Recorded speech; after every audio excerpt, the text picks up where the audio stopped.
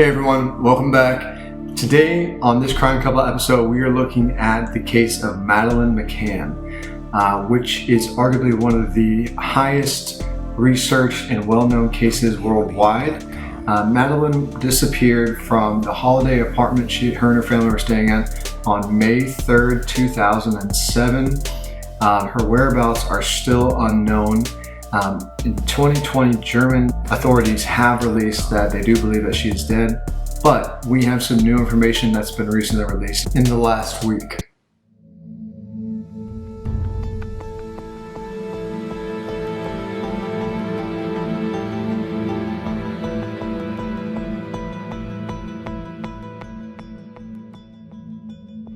Madeleine McCann was 3 years old when her and her family went on a holiday to Praia de Luz, Portugal. It was a 7-day holiday and they left on April 28, 2007. It was actually at the Luz Club Ocean Resort. It's like a cluster of almost apartment complexes, or what we call an Airbnb today. They're fully stocked homes, and they went with 7 other adults and I think 8 other children. And they were all centrally located in the same area. Madeleine had 2 other siblings. I know that they had struggled with conceiving. Her parents were Kate and Gerry McCann. They were both physicians. They were both very prestigious and very well thought of in the communities that they worked.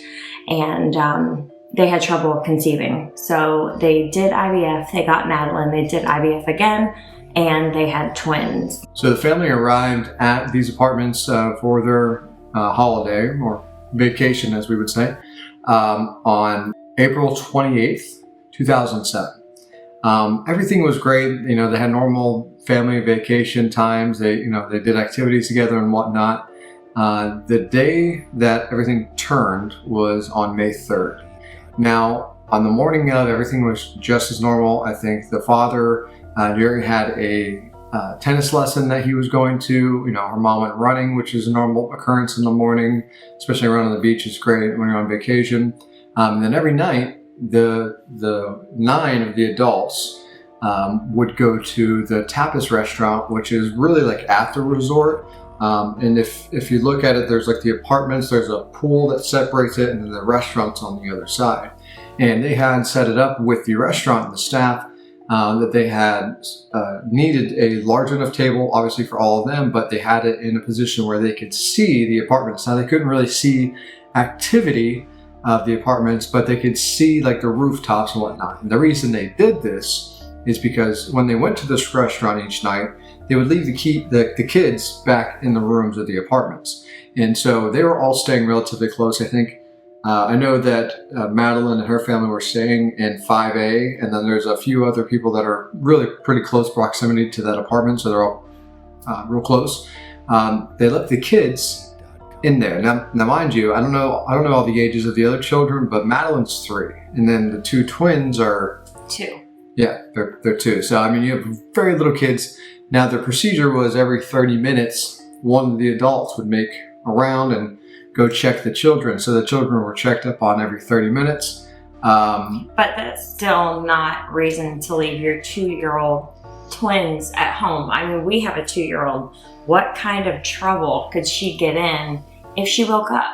I mean, we set her down for a nap, and yes, she's upstairs. No, we can't see her, but we still have an ear out for her, and she's within, I have mom ears and he has dad ears. So we hear any We're in the same house. I mean, yeah. we're in the same area. So people were arguing and defending them and accusing them of leaving their children. And it's some parents do it, some parents don't. It's basically what you do as a parent. But in my opinion, I don't think that it was okay to leave her children. Yes, it was only 55 meters away, but I mean... But that's 55 meters in a straight line too, because you had to go around the pool, right, down some stairs, up another set of stairs to get to it. Yeah, it wasn't an easy, and they couldn't see the door. So it's noted that there was a front door to the apartment and then like a sliding glass door.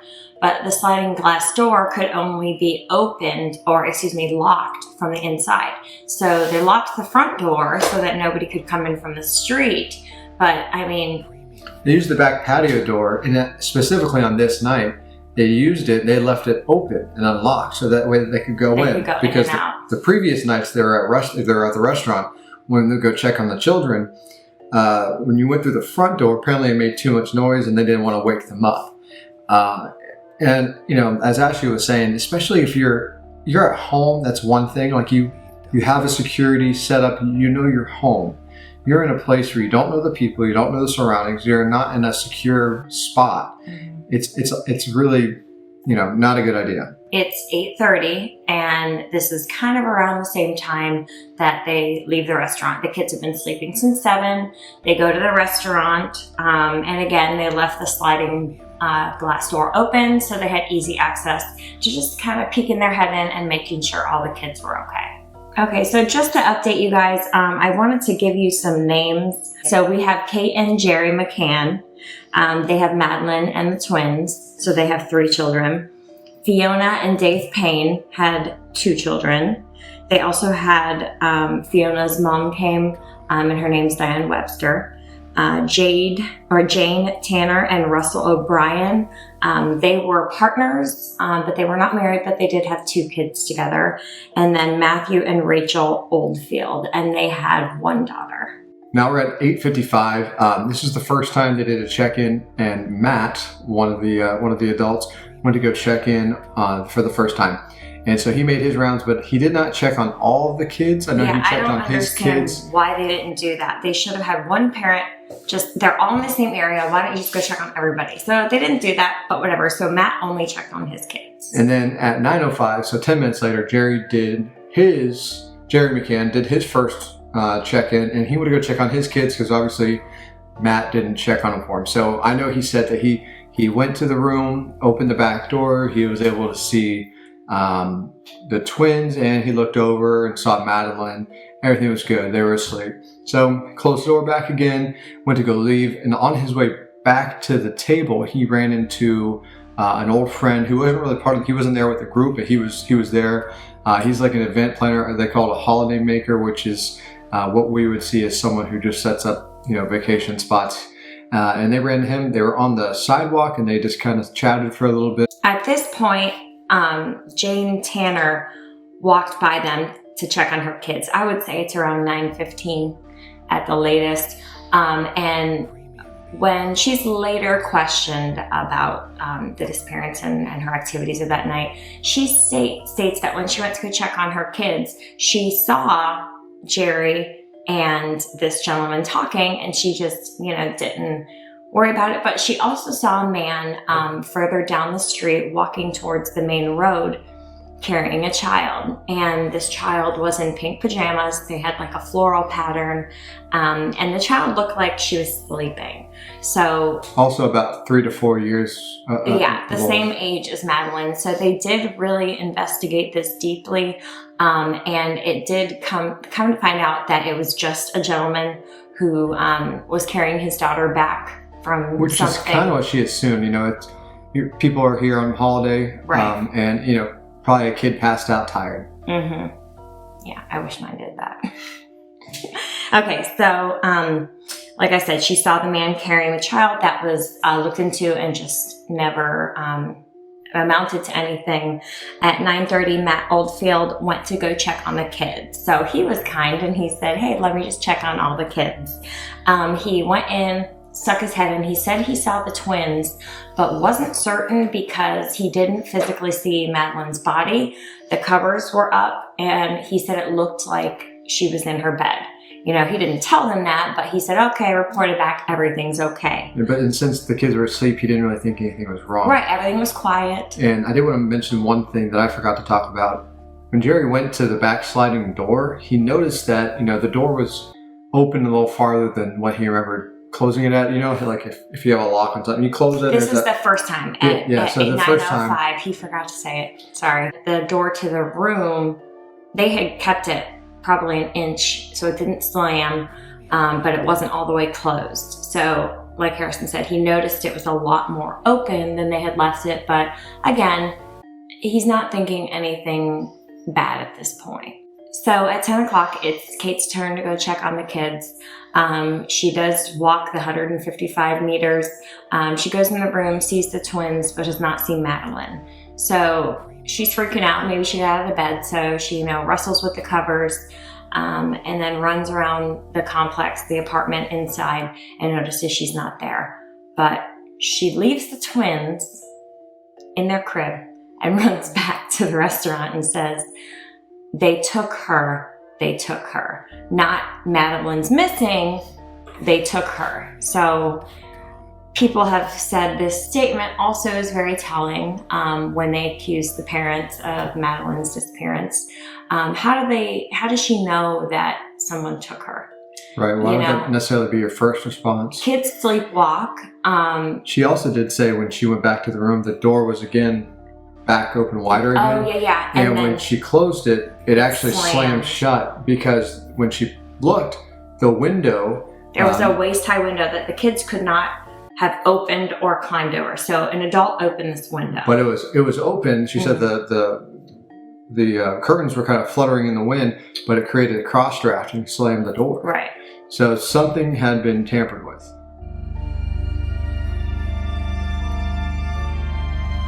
If innocence has a face, then surely it is Madeleine McCann's. So Kate ran back to the table. She notified everybody and told Matt to go to the reception desk and call the authorities to come right away.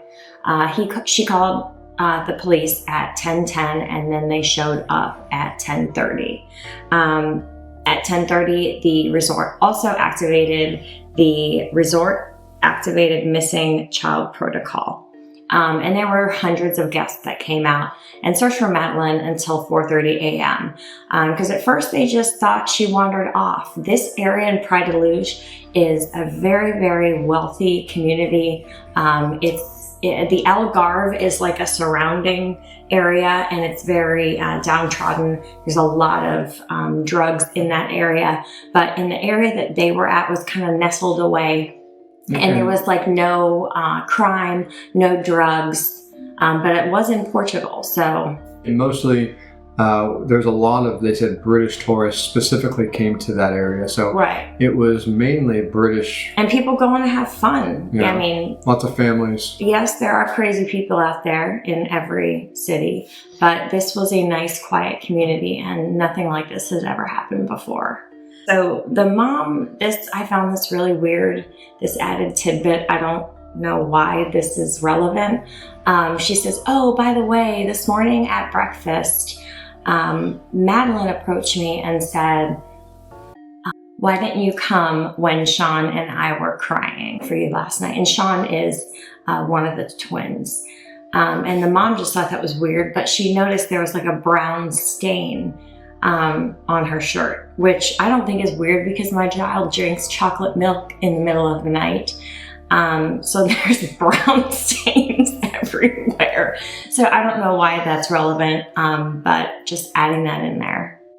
As you'll see, there's a lot of issues that the police in Portugal did not do correct, like from the start. You probably heard the term first 48. So the first 48 hours are extremely crucial. When dealing with the child, however, really it's cut down to like the first 24. Within that time, for like any kind of child abductions, it's just extremely crucial you be as efficient as possible. So there's a few things that I'm going to go over. And I just want to say things are different. If this reaches an international audience, things are different in the US than they are in other countries. I know that Portugal has to have I read this is, I'm not sure, so don't kill me for it, that they have to have a magistrate sign off on what they're doing. So it's not like they could just go in and investigate. So keep that in mind when Harrison is kind of going over the mistakes. We all make mistakes, we're not perfect, but this is a young 3-year-old child we're talking about. They need to be as diligent and efficient as possible. So first issue is, so for the first several hours, the local police, anyone on patrol, Marine patrol, didn't even have an accurate description or really any description of what Madeleine looked like at all. So they're looking for a missing child, but they have no idea what she looks like.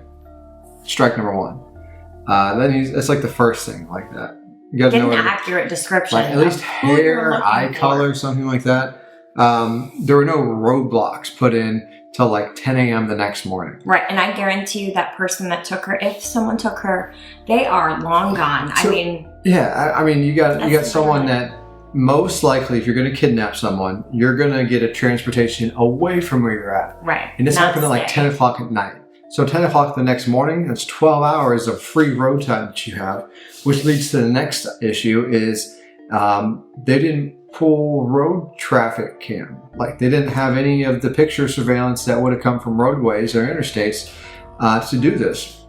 And I mean, I guess if you don't know who you're looking for, why look for the pictures either? I mean, so that mind boggles me. That's like immediate right things you would do. Interpol also had an issue where they didn't put out their global alert for a missing person for 5 days. Interpol waited 5 days to put out a missing persons alert on a child. Right. So in the United States, we have what's called an Amber Alert, and literally, I think it's children under 15 years old. If any of them go missing and it's reported to the police, I mean, I get an Amber Alert on my phone. It goes, and it tells you this child, what they look like, what they were wearing, where they were last seen. So, I mean, this is instantaneous. I call, say my kid's missing, there's an Amber Alert I'd say within an hour. I mean, it's very, very quick. So to wait 5 days to get a national or a, global alert out there is just too long. I mean, she's already probably dead at this point. And then at the scene, there were their own handful of mistakes. When the officers went in to, process the crime scene, potentially, they started dusting fingerprints in and around the windows and different areas like that. And they weren't wearing protective suits Or gloves. And really they didn't lock down the crime scene. And so with all the clutter and stuff going on, there was like a report of like 20 some odd people coming in and out of that room, just completely contaminating the crime scene. And they did not get fingerprints from the people in the room. So, I mean, I understand if you're the actual collector and you're dusting, your fingerprints. So if they're on something, but then they could also cover up another person's. Like this crime scene, or what they thought was a crime scene at that point, was not handled appropriately A mess.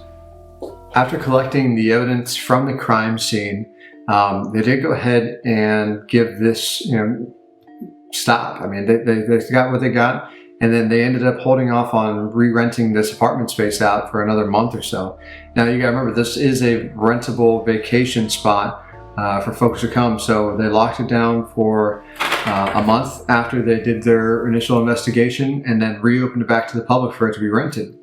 And it stayed like this up until August, and then they resealed it off because they wanted to get more information and more CSI information.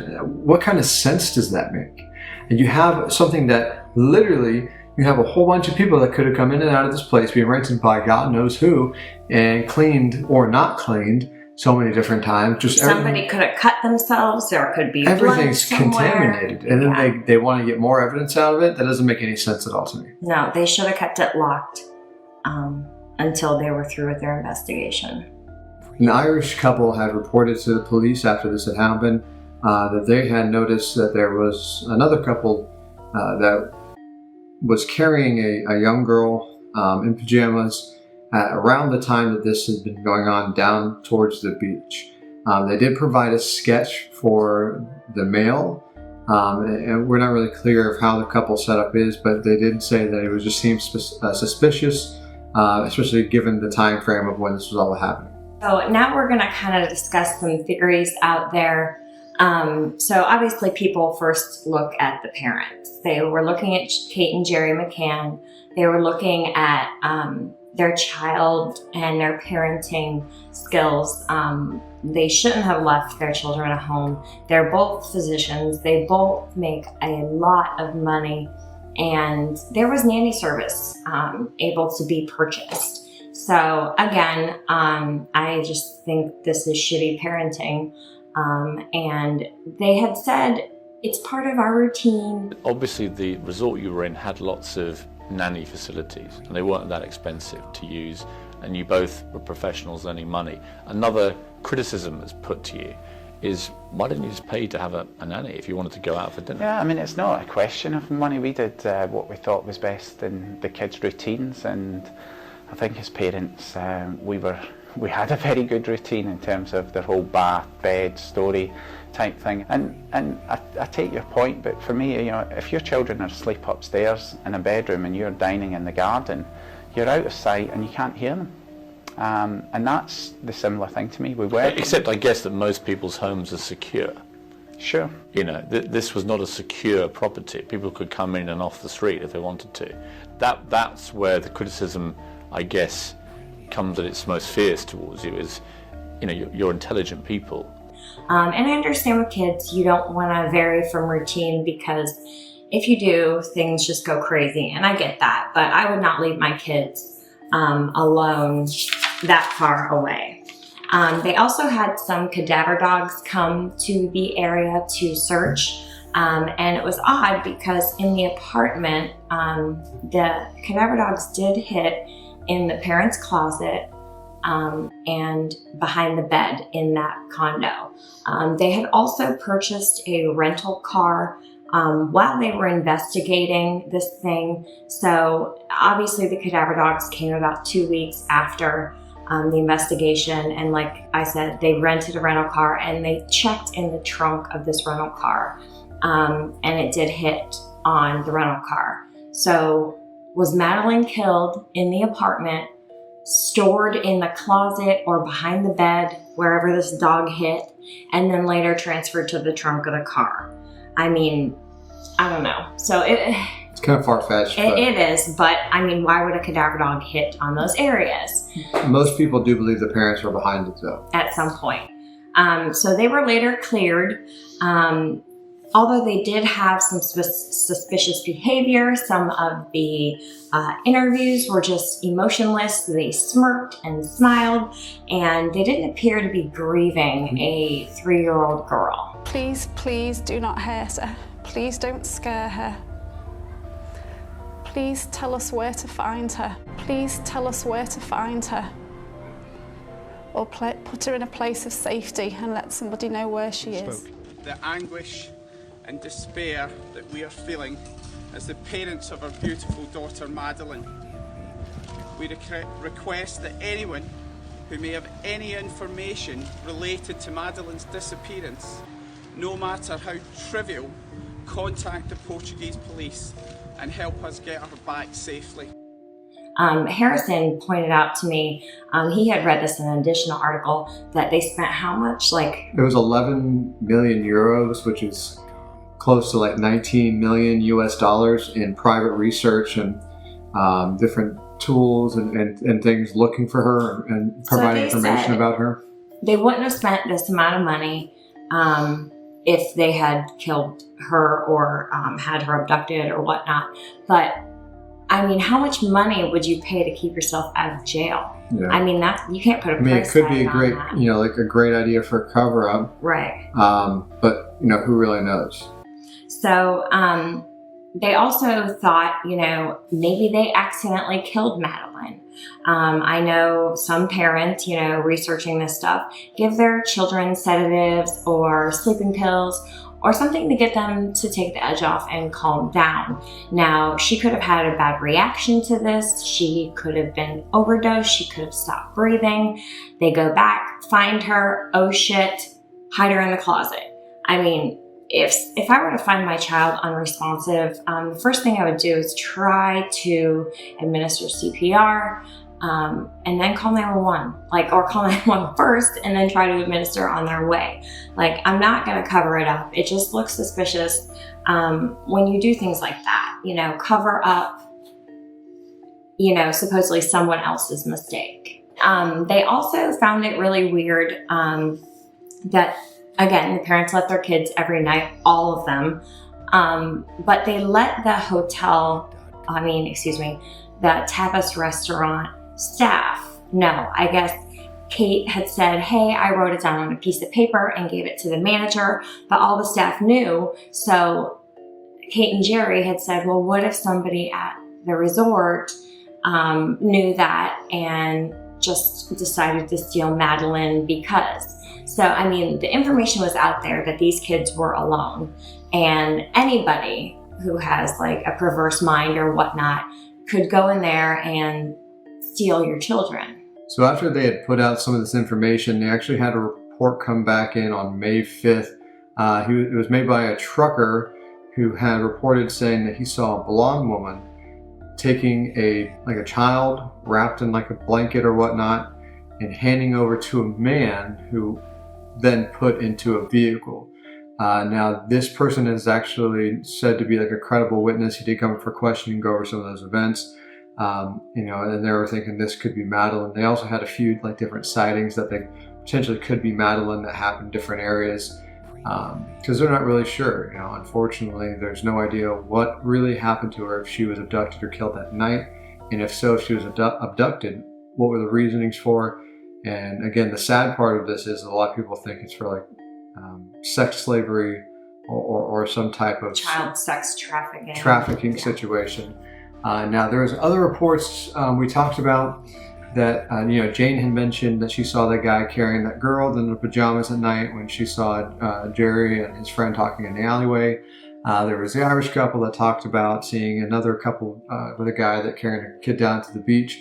Now there's another report, and they don't have a name for this person or really much a description. They just called him ugly, or said that he was just an ugly guy. That his hair was kind of wiry. It was kind of like frizzly, wiry hair. He was just an ugly person, but he was oddly hanging out around the street, staying at the apartments, not really doing anything, just kind of there watching. And he was there, I believe, the morning of and like the afternoon that Madeleine went missing.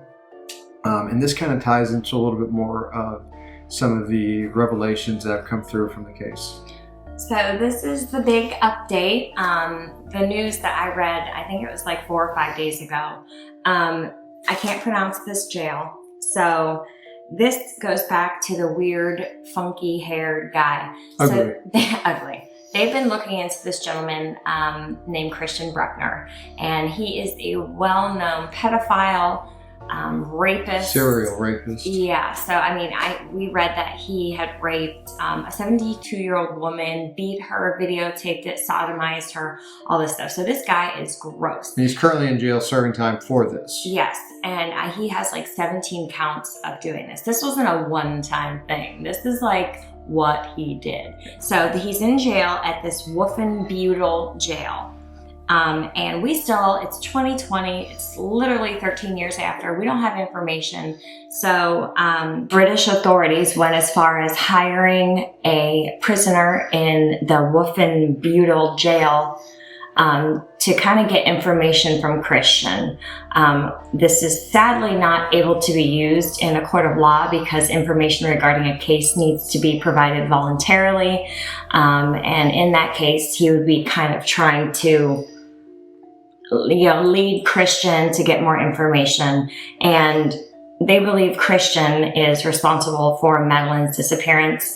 And the latest I've read is that they're going to try to still prosecute him, although they don't have Madeleine's body. Normally, the DA's office won't prosecute if there's not a body found, because you could really get him acquitted or lose the case if you don't have that specific evidence. Christian didn't live a transient lifestyle, so because of that, he had different cross paths in Germany, Portugal, and probably some other countries as well. They have not recovered her body, and it may be because he was able to place it in somewhere that no one knows where to look.